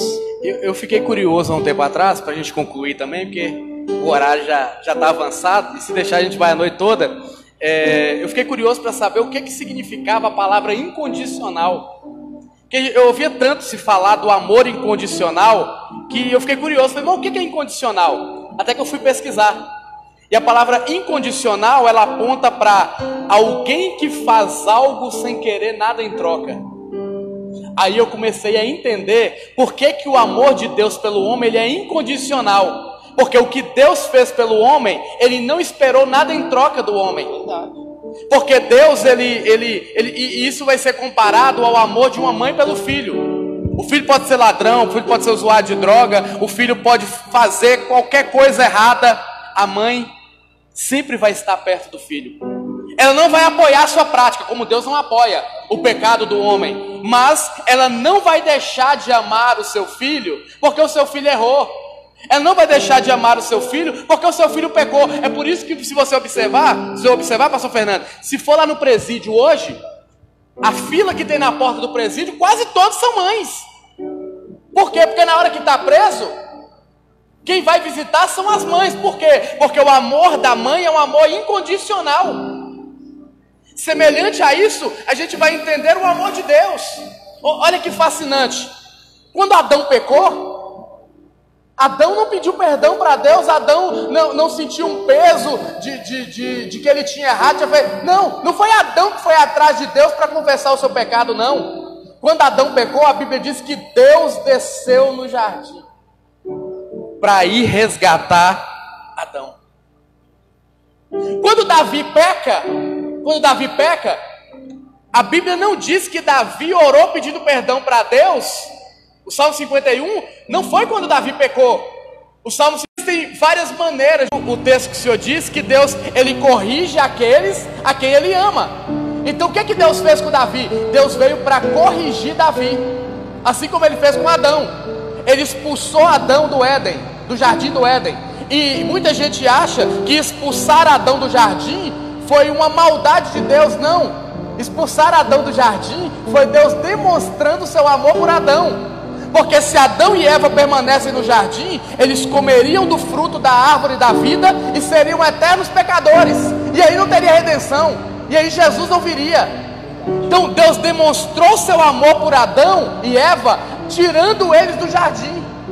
Assim como Deus também demonstrou seu amor por Davi, usando Natã para repreender ele. Porque o Senhor não vai encontrar na Bíblia Davi cair em adultério uma segunda vez. O Senhor não vai encontrar na Bíblia Davi mandando matar um dos seus melhores amigos para ficar com a mulher dele. Por que Deus às vezes Ele nos corrige? Porque a correção de Deus faz o homem temer o pecado, faz o homem temer mais a Deus. Sabe por que Jesus não pecou? Isaías capítulo 11, versos 1 e 2 vai dizer que existem 7 manifestações diferentes do Espírito de Deus. Os mesmos 7 Espíritos que aparecem em Apocalipse, no capítulo 1, 2 e 3. E um desses Espíritos de Deus, e o último que vai falar na lista, é o Espírito do temor do Senhor. E o verso 3 vai dizer que Jesus Ele viria no Espírito do temor do Senhor. Por quê? Porque a graça, ela atinge algumas pessoas de uma maneira que elas pensam que elas podem viver no pecado. A graça de Deus, ela é tão grande para conosco que alguns começam a achar que a graça é um passaporte para pecar, quando na verdade a graça nada mais é do que a demonstração do amor de Deus para com o homem, dizendo para o homem que, independente do que o homem fizer, independente do pecado que o homem cometer, independente do caminho que o homem resolver tomar, isso não vai mudar nada do amor de Deus para com ele. Deus não deixa de amar o homem pelo pecado que o homem comete. Deus não vai fazer acepção de pessoas pelos erros que a pessoa faz, pelos erros que a pessoa comete. O amor de Deus não muda. O que muda somos nós. São as nossas atitudes que mudam. E quando nós entendemos a dimensão do amor de Deus, a gente passa a repudiar o pecado. A gente passa a odiar o pecado. Porque quem entende a graça de Deus, ele não vai viver pecando. Ao contrário, quem entende a graça de Deus, ele vai abominar o pecado. Ele vai sentir nojo do pecado. Ele vai se distanciar do pecado. Por quê? Porque o amor de Deus se revela para nós através do sacrifício de Cristo. E o amor de Deus se manifesta para nós através do Espírito Santo que Ele enviou para nós, que Ele colocou em nós. E é esse Espírito Santo que nos faz entender a dimensão do amor de Deus. Eu concluo aqui minha participação, para a gente fazer as considerações finais, dizendo que o Pedro que dizia amar Jesus negou. O João, que entendia que Jesus amava ele, estava com Jesus na hora da sua morte. Porque quem fala que ama, abandona. Mas quem se sente amado, vai permanecer sempre do seu lado. O único que esteve com Jesus, dos 12, na hora da sua morte, foi João. Não porque ele amava Jesus, mas porque ele sabia que Jesus o amava. Ele sabia a dimensão do amor de Jesus por ele. E ele sabia que tudo que Jesus estava fazendo não era porque ele queria que alguma coisa mudasse em João, mas porque ele manifestaria o amor dele para com João. Fascinante e eu termino aqui, concluindo minha linha de raciocínio, é que na hora da morte, Pedro vai mudar o discurso. O Pedro que vai negar Jesus para não morrer, é agora o Pedro que vai pedir para morrer diferente, por não se achar digno de morrer como ele. Quando Nero manda matar os apóstolos, Pedro agora vai ser preso e vai ser levado para ser morto. E aí, a história da igreja vai dizer que Pedro, ele vai ser crucificado, ele vai ser levado para morrer na cruz. E quando Pedro está caminhando para morrer, que ele olha a cruz, ele para e pede aos soldados: por favor, não me crucifiquem dessa maneira, inverta a cruz, me crucifique de cabeça para baixo, porque eu não sou digno de morrer como ele. Agora Pedro vai entender que não é o amor dele por Jesus, mas que é o amor de Jesus por ele. Ele percebeu que ele era tão amado que ele ficou constrangido. Ao ponto dele entender. Entenda uma coisa: não é porque nós merecemos, não é porque nós somos bons, não é porque você tem capacidades, habilidades. Tudo é graça. Tudo é porque Ele nos ama. Tudo é porque Ele se entregou. Não há nada que nós venhamos fazer para mudar esse amor. Ele nos amou e ponto. Ele não vai deixar de nos amar, independente do que nós façamos. Ah, mas e se eu quiser pecar? O seu pecado não vai mudar o amor de Deus. O seu pecado vai atrair consequências para a sua vida, mas o amor de Deus permanece. E eu aprendi isso. A mão de Deus não sai do lugar. Nós saímos debaixo da mão de Deus. A mão de Deus continua lá. E a minha palavra final para você é essa: a mão de Deus permanece no mesmo lugar. Se você um dia se decepcionou com alguém, se você um dia abandonou Jesus, abandonou a fé por causa de homens, entenda uma coisa: a mão de Deus continua lá. A mão de Jesus, aliás, ela continua com a marca. A marca está lá nela. A mão de Jesus continua lá, te esperando. E hoje é noite de você voltar para debaixo da mão de Deus. Ah, mas eu já estou debaixo. Então permaneça lá, permaneça debaixo da mão dele. E nós vamos sair dessa crise. Nós vamos passar por essa crise muito mais fortalecidos e muito mais espirituais, entendendo que Deus continua nos amando e que tudo o que está acontecendo está debaixo do controle dele. Ele é fiel para cumprir todas as suas promessas. Graças a Deus. E nós precisamos entender. Eu lembro que há um tempo atrás alguém falou: moço, Deus te ama demais, viu? E não é sobre Deus ter filhos prediletos, mas é sobre Deus ter filhos que amam mais a Ele. E Ele fala: quem muito amou, muito foi perdoado. Às vezes chega um crente e começa a dar glória, pular, chorar, e você fala: moça, esse cara é doido, o que ele está fazendo? Você não sabe o que Deus fez na vida dele. E talvez você fale: eu já era quase crente, eu não fazia nada de mal com ninguém. E talvez você não consegue retribuir tanto este amor porque você não se sentiu da onde você saiu. Talvez não foi tão difícil como aquele que já estava morto lá no mundo. Então Deus não tem filhos prediletos, Deus tem filhos que amam mais a Ele. E quando você olha para João, as pessoas olhavam para João e falavam assim: esse aí é quem Jesus ama. Não era esse aí é o que ama Jesus. E olha que era totalmente ao contrário. De tanto ele amar Jesus, as pessoas achavam que era Jesus que amava ele demais. Ele se auto-intitulava o discípulo a quem Jesus amava, não o discípulo que amava. E olha que dos 12, ninguém demonstrava tanto amor por Jesus como João. Mas João não se intitulava como quem amava Jesus. Ele dizia: o discípulo a quem Jesus amava. Então olha para você ver que é como se eles falassem: não, é porque Jesus ama mais ele. Não é. Sabe aquela pessoa que fala assim: ah, moço, o pastor ele gosta mais de fulano. Mas quando você aproxima, isso se reflete. Então quanto mais próximo de Deus você deseja estar, mais as pessoas vão pensar assim: não, Deus ama demais essa pessoa. Mas não é sobre isso, é sobre ele amar tanto a Deus que você vê que as coisas funcionam, as coisas começam a acontecer. O favor de Deus começa a vir de uma forma tão poderosa que as pessoas falam: nossa, parece que Deus tem uma coisa com essa pessoa. Mas não é sobre isso.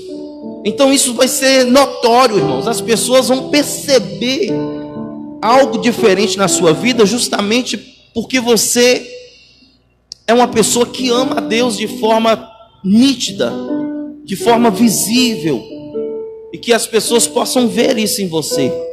Que elas possam perceber que independente do que você tem passado, você vai continuar amando a Ele. Glória a Deus. Você vai continuar adorando a Ele. Você vai continuar sendo fiel a Ele. Não seja porque as coisas estão ruins que você vai deixar de buscá-lo. Você vai deixar de adorar. Eu quero que você agora que está na sua casa, e talvez você está afastado, talvez você está distante do amor de Deus, você não consegue de uma forma recebê-lo, porque você mesmo está se condenando pelo que faz. E você distanciou, e você sabe que não está conseguindo mais retribuir este amor. Mas Deus te chama. E se tiver alguém agora que você quer entregar sua vida para Jesus, ou você que está afastado e você quer voltar para Jesus, você vai digitar aí nos comentários, você vai dizer: eu quero aceitar Jesus. Ou você vai dizer: eu quero reconciliar com Deus. Porque não foste vós que escolheste, mas Ele te escolheu. Não foi você que decidiu amá-lo, Ele te amou primeiro. Ele te amou primeiro. Você consegue entender que Ele te amou primeiro?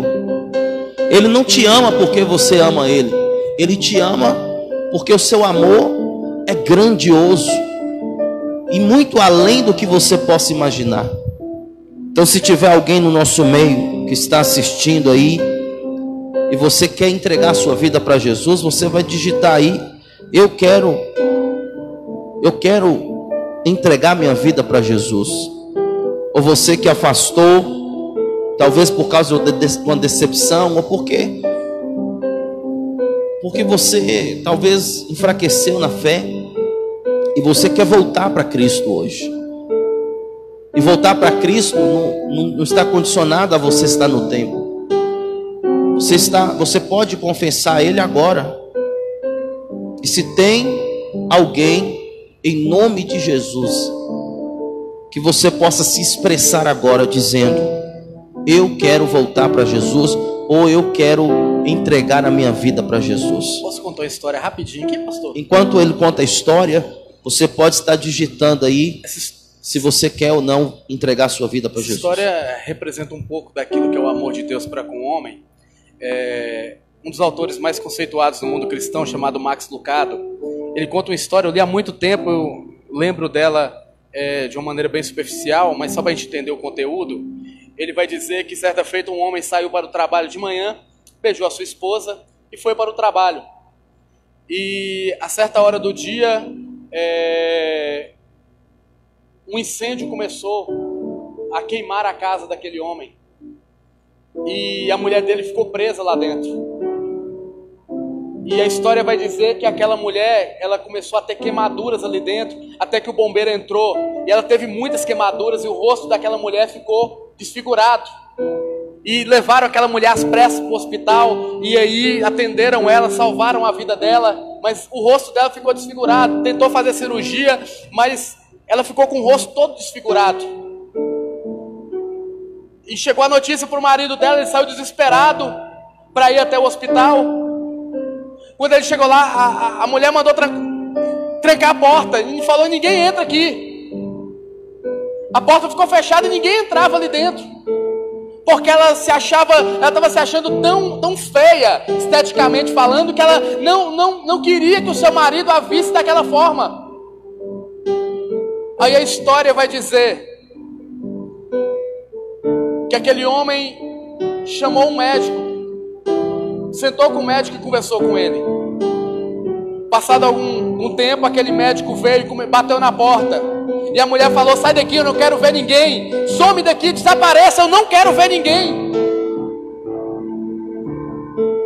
E aquele médico do lado de fora falou: senhora, por favor, abra a porta. E ela falou: não, pode ir embora, eu não vou abrir a porta. E aquele médico, ele virou para aquela mulher e disse assim: deixa eu te dizer uma coisa, mulher. Eu estou aqui com o seu marido do meu lado e ele foi me procurar. E o seu marido pediu algo para mim que eu não posso fazer. E ele disse para mim assim: doutor, já que não tem como recuperar o rosto dela, desfigura o meu rosto, para que eu possa ficar parecido com ela e ela venha me aceitar. Quando aquele médico disse isso, a porta foi aberta para que o marido pudesse entrar naquele lugar. Era impossível, pastor Fernando, o homem se tornar parecido com Deus após o pecado. Era impossível o homem se tornar parecido com Deus. Mas Deus é tão perfeito e tão maravilhoso que Ele se fez homem para se tornar semelhante aos homens. Ele se desfigurou na cruz do Calvário para se tornar semelhante a nós e para fazer com que o homem pudesse ser como Ele. Essa é uma pequena analogia daquilo que é o amor de Deus para com o homem. Deus amou tanto o homem que Ele entregou seu Filho para morrer no nosso lugar. Ele não merecia a morte, quem merecia éramos nós, mas Ele se entregou na cruz no nosso lugar. Tamanho o amor de Deus para com a humanidade. Glória a Deus, queridos, que momento especial nós tivemos agora. E eu sei que Deus falou ao teu coração. Então nunca esqueça disso, nunca esqueça quão importante você é. Quão importante você é. E o seu valor não é medido pelo seu carro, pela sua casa. O seu valor não é medido pela sua conta bancária. Talvez o homem pode medir o seu valor por aquilo que você tem, por aquilo que você possui. Mas o seu valor diante de Deus é medido por quem você é. Ele sabe quem você é. Ele te ama. Ele não vai te abandonar, meu irmão. Então para de preocupar o que as pessoas elas pensam de você. Não foram elas que morreram na cruz por você. Não foram elas que recebeu coroa de espinho na sua cabeça, que foi colocado no madeiro, na cruz, com pregos nas suas mãos, nos seus pés. Não foram elas. E por isso elas não compreendem o seu valor. Mas Deus, Ele sabe. E Ele amou de tal maneira que Ele foi capaz de entregar o seu único filho por mim e por você. Aonde você está agora, feche os seus olhos, eu quero orar por você.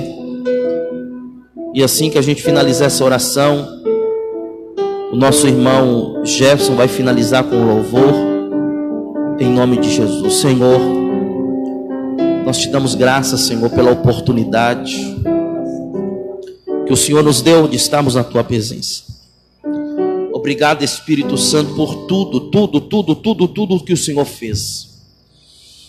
Ó Deus, esta live, ó Pai, não é para poder, ó Deus, ó Pai, ensinar questões teológicas, mas é para alcançar pessoas que poderiam estar hoje tirando a sua própria vida, poderia estar agora, meu Pai, preocupado de estar se sentindo condenado por que fez ou deixou de fazer, e achar que o Senhor nunca mais olharia para ele ou para ela. Mas Senhor, obrigado pelo Senhor ter nos despertado para falarmos sobre a grandeza do teu amor. E eu sei que hoje, a partir de hoje, muitos vão aprender, ó Deus, ó Pai amado, que não é sobre o que o Senhor pode fazer, ó Deus, porque tudo o Senhor já fez. O Senhor não vai vir e morrer de novo, ó Pai. Não, o Senhor já mostrou o teu grande amor por nós. Mas nós como igreja vamos nos levantar, ó Deus, ó Pai amado, e todas as nações irão saber que o teu povo e que a tua igreja te ama de verdade. Te ama independente de qual seja a circunstância que o cerca, de qual seja a circunstância. Ó Deus, nós estamos aqui, meu Pai amado, para te adorar, para declarar o nosso amor por ti, meu Pai. E que a tua igreja, que o teu povo se erga e se levanta aonde eles estiverem agora, e que eles possam ser alcançados e abençoados, e que o teu amor possa alcançar agora essas vidas, essa pessoa que está debaixo de uma depressão, de uma condenação, de uma amargura, de uma angústia.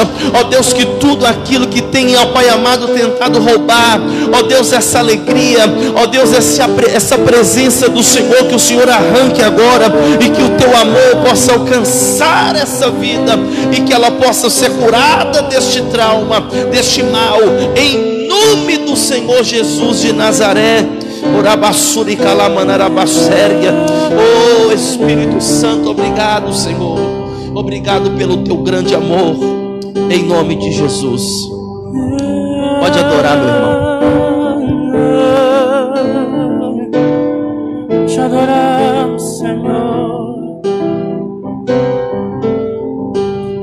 Eis-me aqui, tantas fraquezas diante da tua grandeza.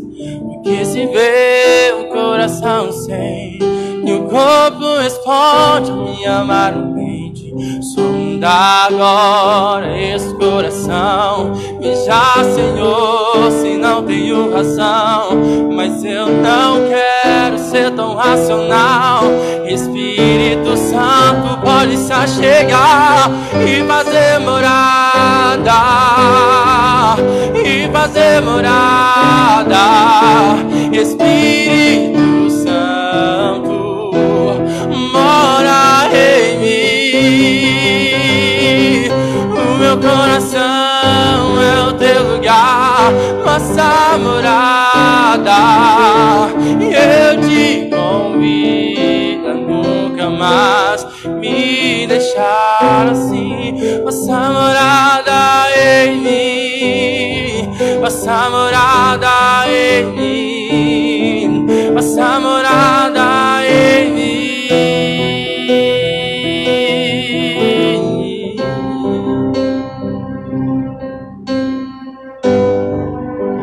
A ti eu vou clamar, pois tudo vem de ti e tudo está em ti. Por ti vou caminhar, tu és a direção e o sol a me guiar. Tudo pode passar, teu amor jamais me deixarás. Pai, sempre há de existir nova manhã preparado pra mim, preparado e preparado pra mim.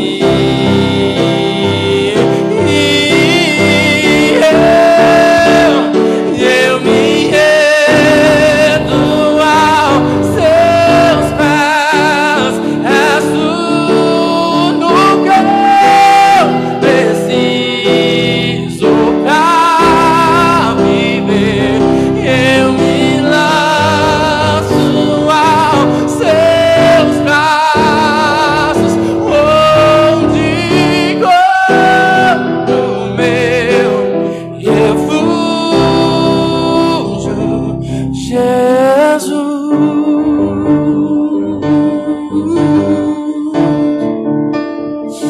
E eis-me aqui,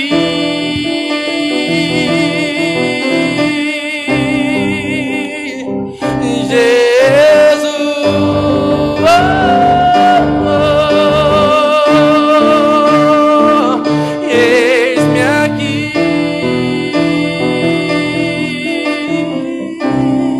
Glória a Deus, amém? Que Deus possa, de uma forma poderosa, te abençoar, queridos. Finalizando agora, coloca aí o bairro que você está. Qual o bairro que você está aí agora? Você está nos assistindo aí, digita aí o nome do seu bairro para que nós possamos saber de qual bairro você está falando conosco. Se tiver de outra cidade também, você pode estar digitando aí. E mesmo aqueles que forem entrar depois, você deixa aí anotado aí o bairro que você está, para que nós possamos estar sabendo das pessoas que estão sendo alcançadas por Deus, e principalmente aquelas que realmente têm precisado desta palavra.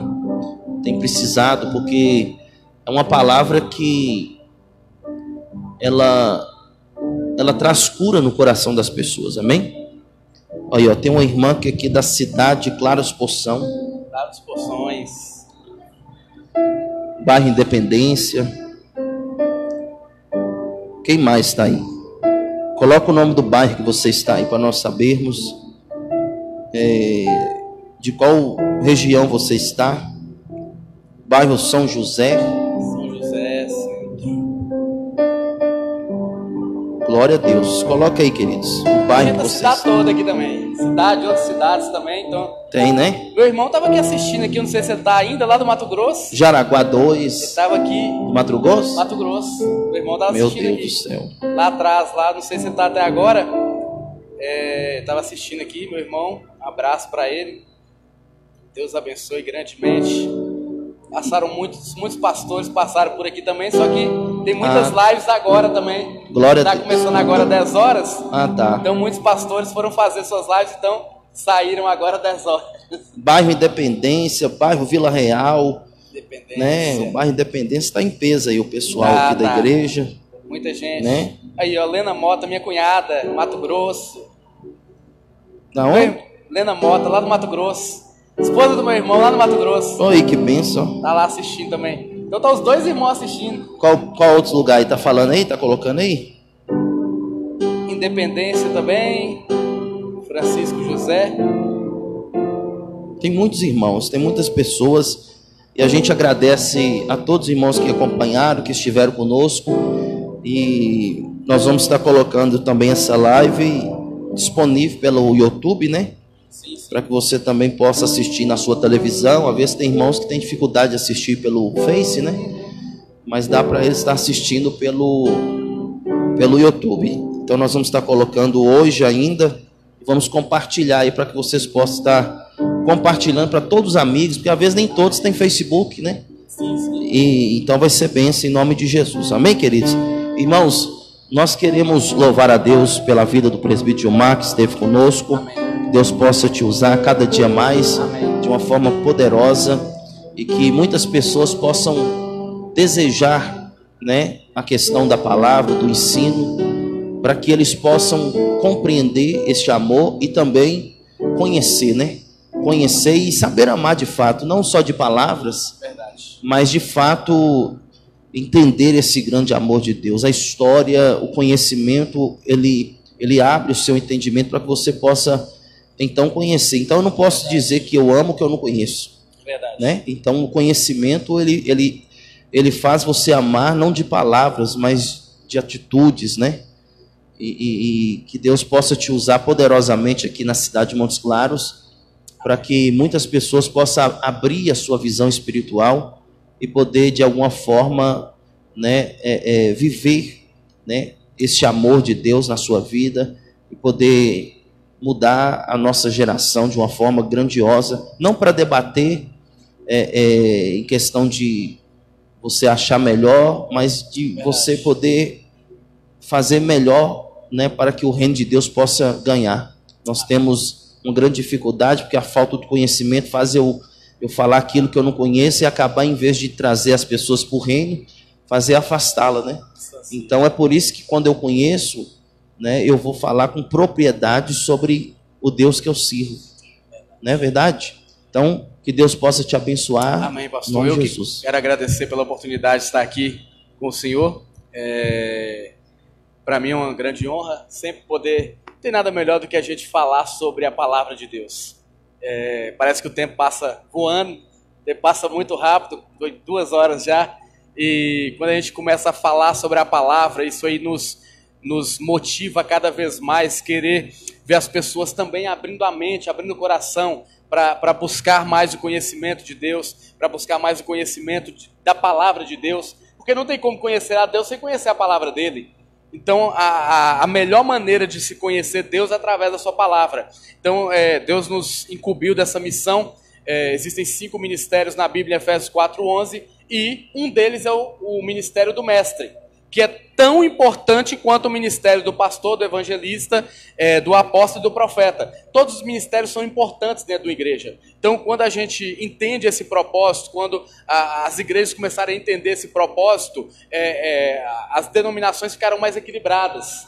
Porque a igreja que preza também pelo conhecimento da palavra, que eu sei que o senhor preza muito aqui na igreja, de ensinar a palavra, de instruir as pessoas na palavra, isso aí vai criar uma igreja sadia, uma igreja estabilizada. E nessa crise, as igrejas que estão sentindo menos peso são as igrejas que estabilizaram o seu povo na palavra. Os líderes que levam o seu povo na palavra. O povo continua fiel a Deus, continua contribuindo com a obra de Deus, continua buscando ao Senhor, continua tendo uma vida de comunhão com o Senhor. Agora, aquelas pessoas que só buscam a Deus pelo que Ele pode dar, essas pessoas estão longe de Deus, estão afastadas de Deus, porque não conheceram a sua palavra. Então, quero agradecer a Deus por essa oportunidade de poder, mais uma vez, fazer menção da palavra dEle. Espero que a gente possa estar aí mais vezes também, falando sobre essa palavra de Deus, trazendo esclarecimentos dentro da palavra, para que mais e mais pessoas possam ser alcançadas por essa palavra. Deus abençoe a todos. Deus abençoe a todos que assistiram a live também, aos irmãos aí da Fogo do Avivamento. Deus abençoe a sua vida poderosamente.